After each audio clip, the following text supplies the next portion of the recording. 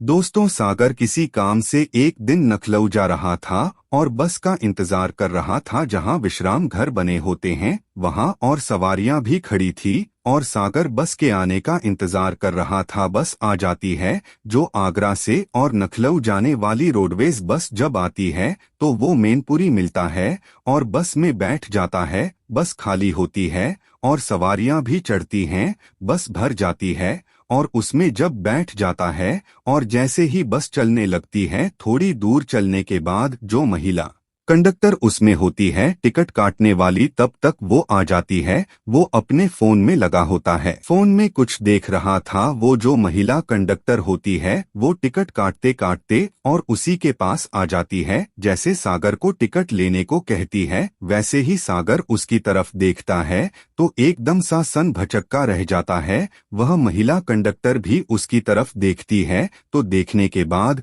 थोड़ी मुस्कुराती है और आगे बढ़ जाती है। टिकट और सबकी काट देती है। काटने के बाद सबसे पैसे लेती है, सबकी एंट्री करती है। उसके बाद में सागर से कहती है टिकट, तो वो पैसे देता और वह पैसे ले लेती है। टिकट तो नहीं काटती, लेकिन जो कंडक्टर सीट पर बैठते हैं उस पर एक आदमी और बैठा था। उससे कहा, आप प्लीज दूसरी सीट पर चले जाइए। और सागर जो होता है उसे इशारा करके अपने पास बुलाती है और पास बुला करके उससे कुछ बातें करती है और सागर उसकी तरफ देखता है लेकिन नजरें नहीं मिला पाता। यह मैनपुरी का की कहानी है और यह बड़ा ही दुख भरी कहानी है, क्योंकि उसकी पत्नी जो संजना थी उसके साथ में इस सागर ने क्या कारनामा किया जो किसे तलाक दे दिया। वही तलाकशुदा उसकी पत्नी थी। दोस्तों, अगर हमारे चैनल पहली आए हो तो चैनल को सब्सक्राइब करें, वीडियो को शेयर भी करिए। मैनपुरी का रहने वाला जो सागर होता है, और सागर वैसे पढ़े लिखे घर का था और अच्छा खासा लड़का था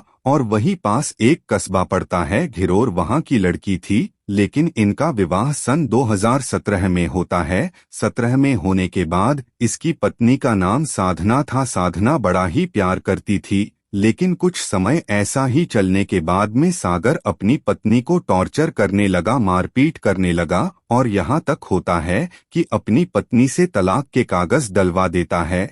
और तलाक के कागज डालने के बाद इनमें मुकदमा चलने लगता है और इनमें डिवोर्स भी हो जाता है। 2 साल के बाद सन 2023 जब आती है तो साधना पहले से ही पढ़ लिख करके होशियार थी। इसने रोडवेज कंडक्टर का फॉर्म डाला तो उसकी जॉइनिंग हो जाती है। पढ़ी लिखी लड़की थी तो सागर किसी काम से जा रहा था और क्योंकि इसका बड़ा भाई वहां नौकरी करता था, एक दूध की बड़ी फैक्ट्री में मैनेजर था, इंजीनियर था। दोस्तों, उसके बाद में वो उससे मिलने जा रहा था तो उसी बस में जो आगरा नखल जाने वाली बस होती है, शिका आबाद होते हुए मैनपुरी फरकाबाद होते हुए और इधर से निकलती थी। मैनपुरी से बैठता है। बैठने के बाद में सवारी बहुत सारी होती है और जब उसमें बैठ जाता है तो उसकी पत्नी ही टिकट, जो तलाकशुदा पत्नी थी, वही कंडक्टर थी। आज वह टिकट काटते हुए जब सागर के पास पहुंचती है, जब सागर उसे देखता है तो देखकर बहु भचक्का रह जाता है। उसके बाद में सारी टिकट काट लेती है। उसके बाद में अपने पास बैठाकर एक बात पूछती है। सागर उसकी तरफ देखता है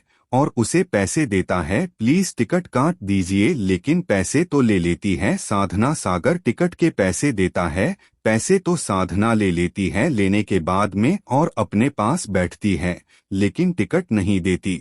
लेकिन साधना पूछती है, सागर और बताइए कैसे हो, ठीक ठाक हो, परिवार ठीक चल रहा है? सागर कहता है कि ठीक है, गुजारा ठीक हो रहा है, जो भी है जैसा भी है। लेकिन दोस्तों, बहुत सारी बातें नहीं हो पाती हैं। उसके बाद में धीरे धीरे जो बस का स्टॉप है, थोड़ी देर रुकने का एक होटल पड़ता है। भोगाम निकलने के बाद वहां पर ड्राइवर लोग खाना खाते 1 घंटे के लिए गाड़ी रुकती है, मॉल गाड़ी रुकती है तो सागर को अपने पास बुलाती है और एक जगह कुर्सी डालकर पति पत्नी दोनों बैठ जाते हैं। तब साधना पूछती है, कहिए आप वही सागर हैं जो आपने हमें प्रतिदिन परेशान किया, आपने टॉर्चर किया? लेकिन सागर के जबान से कोई शब्द नहीं निकलता। तो साधना पूछती है, क्या कोई विवाह किया या नहीं किया? ऐसी जिंदगी कट रही है आप कहाँ जा रहे हो? तो सागर कहता है, मेरा बड़ा भाई, तुम्हें मालूम है कि दूध की कंपनी में बहुत बड़ा इंजीनियर है, मैं वहाँ काम से बुलाया है, हो सकता है कि मेरा भी काम हो जाए, तो मैं भी अपना इंटरव्यू देने जा रहा हूँ भाई। तो 80-90 कमाता है।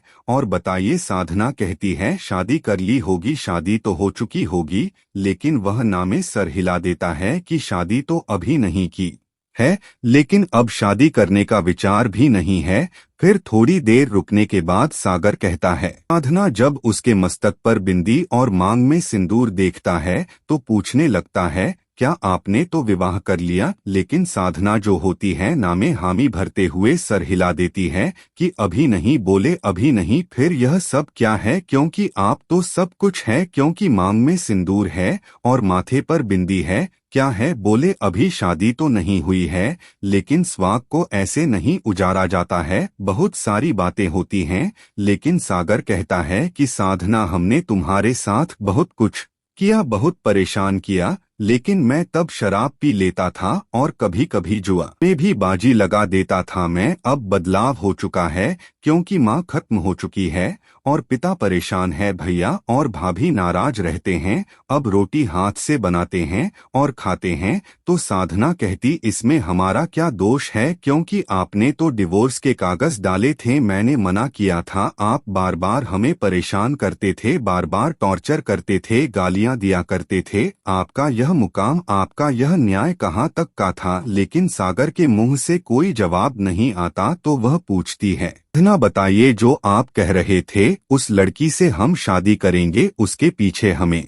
टाल दिया था, क्या वो लड़की आपका साथ दे रही है? आजकल जब यह बातें सागर सुनता है तो उसकी आंखों से आंसू निकल पड़ते हैं और निकलने के बाद और वो रोने लगता है। तो बस का टाइम हो जाता है। टाइम होने के बाद गाड़ी चलने लगती है, लेकिन रास्ता में वो टिकट भी काट देती है, फिर आकर बैठ जाती है। फिर बात आगे बढ़ती है, बहुत सारी बातें होती हैं। बातें होने के बाद और 5-6 घंटा का सफर होने के बाद, 5 घंटे के बाद वो गाड़ी नखल पहुंचती है। तो सागर उतरने वाला था, लेकिन साधना हाथ पकड़ लेती है और कहती है, ऐसे मत जाओ, उस दुकान पर ले है, नाश्ता पानी कराती है, खाना पानी भी खिलवाती है। उसके बाद में उसका एक दूसरे का नंबर लेते हैं। नंबर लेने के बाद कहते हैं कि तुम हमसे बात करते रहना दोस्तों। इसके बाद वो बात करता है बार बार और साधना कभी कभार खबर लेती रहती है, क्योंकि सागर जो था बहुत बड़े पैसे वाला था। लेकिन सागर एक दिन कहता है कि सॉरी, हमसे गलती हो गई, हमने तुम्हें समझा नहीं, मुझे माफ कर दो। और आपका जो विचार है हम आपसे सहमति है, क्योंकि आप हमें बहुत चाहती है, क्योंकि चाहती नहीं तो मांग में सिंदूर नहीं होता, बिंदी नहीं होती, आप सजाए हो आ रहे, ये सब आपका ही है। तो अब विचार क्या है? तो साधना कोई जवाब नहीं देती है। उसके बाद में उसे शीतला माँ के मंदिर पर बुलाते हैं, दोनों लोग मिलते हैं। मिलने के बाद और एक दूसरे की शादी होती है और साधना अपने माता पिता से कहती है कि सागर अब मिल चुका है और ऐसे ऐसे बात कर रहा है। तो माता पिता कहते हैं, बेटी तुम्हारी जिंदगी का सवाल है, तुम्हें जो करना है वह करो। उसके बाद में दोस्तों शीतला माँ के मंदिर पर दोनों लोग फिर से एक कसमें खाने के बाद प्रेम के बंधन में, विवाह के बंधन में बंध जाते हैं। और मैनपुरी में ही उनका मकान था सागर, और वो लोग वहाँ बड़े प्यार से रहने लगते हैं दोस्तों दोनों लोग। क्योंकि घर में अनबन हो जाती, थोड़ी सी बात पर बहुत बड़ा पंगा हो जाता है, दोनों भाई अलग हो जाते हैं। उसके बाद में दोनों लोग बड़े प्यार से, बड़े चाव से रहने लगते हैं। आज के लिए बस इतना ही, मिलते हैं अगली वीडियो, तब तक के लिए जय हिंद।